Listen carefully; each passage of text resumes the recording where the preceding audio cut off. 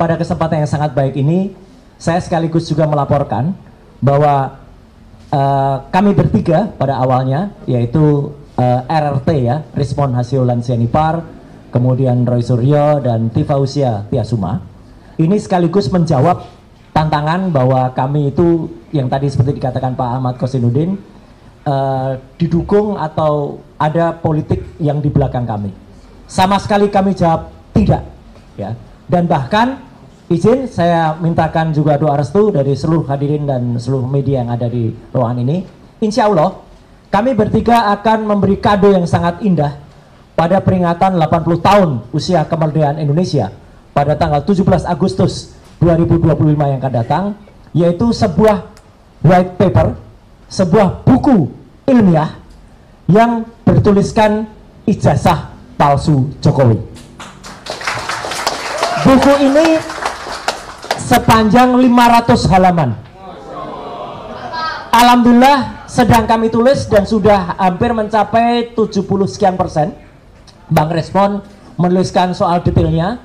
Saya menuliskan mulai dari prakata, mulai dari kisah ijazah palsu ini pertama kali dugaan masyarakat, kemudian penjelasan soal Declaration of Human Rights, penjelasan soal Undang-Undang Dasar 45, penjelasan soal Undang-Undang Keterbukaan Informasi Publik nomor 14 tahun 2008, penjelasan Undang-Undang ITE nomor 11 2008, 19 2016, nomor 1 tahun 2024, dan juga termasuk penjelasan soal undang-undang yang lain dan undang-undang khususnya. Dr. Rismon akan menuliskan detail soal analisis teknis yang jauh lebih detail. Misalnya soal analisis red, green, blue, soal lintasan cap, kemudian image comparison, face recognition, dan lain sebagainya. Kemudian Dr. Tifa menuliskan dari sisi behavioral neuroscience-nya. Semua itu akan menjadi satu buku yang insya Allah itu akan terbit dalam 2 versi, akan terbit secara cetak analog dan juga akan terbit secara digital, dan sedang kami mohonkan nomor ISSN-nya, ya, ISBN-nya. Dan insya Allah juga itu akan diterbitkan secara internasional oleh Pak Chris Komari selaku koordinator dari FDI, Forum Diaspora Indonesia, dan akan diedarkan ke 25 negara di seluruh dunia. Jadi kami bertanggung jawab penuh atas buku itu, dan kami juga menantang kalau buku ilmiah jawab dengan ilmiah. Jadi misalnya mereka menjawab, oh ya tahun KKN-nya tadinya 83 berubah 85. Nah itu jawaban ilmiah dari mereka misalnya. Oh ya gitar listrik bisa dimainkan di desa tanpa listrik misalnya. Nah itu jawaban dari mereka misalnya begitu. Ya, jadi kami dan itu akan menjadi kado cantik pada peringatan hari Minggu tanggal 17 Agustus. Sehari sudahnya, insya Allah Pak Kosinudin, Pak Petrus dan teman-teman lain, saya akan mohon izin untuk juga mendeklarasikan bersama sahabat-sahabat Purnawirawan dari Ngayogyakarta Hadiningrat dari Jogja, bahwa akan ada statement, akan ada sabda dari kota Yogyakarta pada tanggal 18 Agustus tahun 2025. Jadi izin saya saya Minggu masih di, Senin saya udah akan ke Jogja. Jadi artinya itu insya Allah akan memperkuat bagaimana nanti kalau Presiden Republik Indonesia bersikap, maka Nagari Ngayogyakarta Hadiningrat sudah akan bersikap juga terlebih dahulu, ya, untuk mendukung soal ijazah palsu ini. Yang kedua, mendukung statement dari Pak Kosinudin tadi, ya, kami siang hari ini masih melihat ada seseorang yang bergentayangan dan berkuar-kuar di Mapolda Metro Jaya yang dikenal dengan nama si Plester. Ya, saya nggak tahu nama lengkapnya, yang penting dia si Plester. Memang harus diplester mulutnya, ya. Karena apa? Karena sesuai dengan surat yang kami ajukan ke Kejaksaan Negeri Jakarta Selatan, dan itu kami konfreskan di depan patung Dewi Keadilan, yang Dewi Keadilan itu ditutup matanya supaya benar-benar bisa adil tanpa memandang apapun. Kami masih menunggu jawaban dari Kejaksaan Negeri. Karena apa? Kalau memang si Plester sudah mengatakan sudah menjalani hukuman, kapan, hari apa, tahun berapa, dari bulan mana, saya bulan mana. Karena seharusnya dia dihukum 1 tahun 6 bulan sesuai dengan putusan kasasi. bahwa dia sudah menjalani hukum, bahwa dia sudah menjalani pengadilan, ya mungkin menjalani sidang. Dan bahkan Pak Yusuf Kalla, Muhammad Yusuf Kalla sangat baik maafkan mungkin, tetapi yang jelas kita masih menunggu kapan dia dieksekusi menjalani hukuman. Makanya siang hari tadi dia koar-koar. Dulu RS ketakutan masuk menggunakan penyangga kepala. Yang mengenakan saya penyangga kepala itu rumah sakit resmi saya waktu itu, dan itu saya pakai selama 1 bulan, dan saya kesatria, saya masuk menjalani hukuman. Ya, bukan seperti dia yang lari dari tanggung jawab tidak menjalani hukuman. Itu lebih penting. Artinya begini teman-teman semua, izinkan kalau saya salah, bapak-bapak yang mengerti hukum, berarti semua statement dia maupun laporan dia di Polda Metro Jaya maupun kesaksian dia, kalau ternyata itu terjadi dan dia harusnya masuk tahanan, maka itu tidak berlaku, tidak sah. Karena harusnya dia masuk tahanan, tapi kemudian dia masih bersaksi atau bahkan membuat kesaksian terhadap pelapor yang lain. Jadi harusnya dia dieksekusi. Itu soal si Plester. Satu lagi yang saya harus bilang mohon maaf, satu lagi yang kemarin teriak-teriak soal itu harus masuk penjara, yaitu orang namanya AA inisialnya, ya, yang dia kehilangan otaknya ketika digebukin di depan DPR. Ya.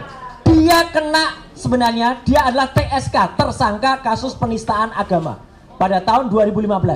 Mohon maaf ibu-ibu dan semua umat muslim dan muslimah. Dia mengatakan, kenapa dia masuk pasal penghinaan agama? Karena dia mengatakan Nabi Muhammad bukan orang Arab. Dan dia tersangka. Tapi kemudian saya nggak tahu dia di SP3 oleh Polda Metro Jaya. Tapi sudah juga kemudian di pra-peradilan dan menang pra-peradilannya. Jadi harusnya dia dieksekusi. Tapi sampai dengan sekarang Polda Metro Jaya belum eksekusi dia. Jadi artinya status AA itu adalah tersangka dan harusnya diteruskan penyidikannya, bukan diberhentikan. Ya, itu jadi ada 2 orang yang, dan yang menarik sekali tadi karena ada YouTube-nya si Plester itu, malah justru komentar lebih banyak kepada seseorang yang bertopi, topinya dihadapkan ke belakang. Betul. Apal banget nih Mbak Menu ini sama si Pritz itu ya. Dan orang mengatakan itu orang yang di belakangnya itu yang ijazahnya dibusek capnya, ya. Dan dia secara tidak malu, memalukan dirinya sendiri tampil di depan salah satu TV dan kemudian menunjukkan kalau ternyata ijazahnya masih ada capnya, bukan seperti Jokowi yang capnya dibalik pas fotonya, ya. Nah, jadi sekali lagi saya tegaskan untuk teman-teman media yang ada di sini, saya patuh dan taat dengan kesepakatan bersama. Jadi insya Allah sore hari ini saya juga akan live di TV tanpa si Plester, ya, gitu. Dan pada hari Rabu yang akan datang itu akan ada acara. Pak Kosidudin tahu persis sejarahnya. Harusnya acara itu mengulas tentang si Plester, tapi kami tegas, kami tidak akan hadir kalau masih ada si Plester yang belum menjalani hukuman. Alhamdulillahnya, salut kepada TV itu. Saya nggak akan sebutkan TV-nya, tapi acaranya head to head. Hostnya Elvira Kairunisa. Topiknya diganti, bukan si Plester lagi. Jadi kami akan hadir kalau tanpa si Plester. Ya, karena tidak sopan kalau itu ada. Dan yang terakhir, tadi sudah disampaikan juga oleh Pak Kosinudin, ini bukan nomor-nomor, ini saya tunjukkan buktinya.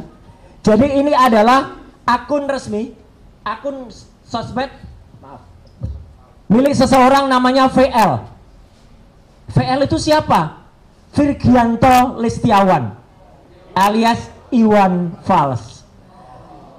Iwan Fals membuat polling, kita tahulah siapa Iwan Fals, pada pertengahan Juli yang lalu, dan 72% ketika dia menanyakan ijazah Jokowi, jawabannya adalah palsu. Jadi terima kasih Mas Iwan Fals bersama grupnya, ya, hanya 14% yang mengatakan asli. Nah, jadi artinya makin banyak lagi selain Refri Harun juga Iwan Fals. Dan kami sekaligus menolak atau tidak percaya kalau ada seseorang yang membuat survei-surveian, itu bukan survei tapi survei. SURPAY. Survei. Kenapa survei? Soalnya sekarang orangnya lagi protes. Terima kasih kepada Presiden Prabowo yang sudah menghapus, ya, tantiem bonus itu nanti mungkin Pak Manusia Merdeka, Pak Saidido bisa menjelaskan dengan lebih detail ya. Keborosan kemudian insya Allah uang negara, devisa negara itu akan bisa dihemat kalau komisaris-komisaris itu dihilangkan atau tidak perlu diberikan yang namanya tantiem, bonus dan lain sebagainya. Kenapa? Toh mereka juga tidak berkompeten sama sekali. Dan untuk menyambut kegembiraan itu, ya, nah saya akan sampaikan sekaligus juga kenapa laki-laki itu suka soda, sama seperti susu. Laki-laki sama seperti susu. Ya, kalau ketemu susu menjadi gembira. Jadi kita bergembira atas keputusan Presiden Prabowo untuk menghapus, ya. Bahkan kalau perlu komisaris-komisaris itu yang tidak berharga itu, cabut Pak Prabowo. Ya, jadi kita akan lebih bergembira seperti soda susu gembira. Terima kasih. Wassalamualaikum.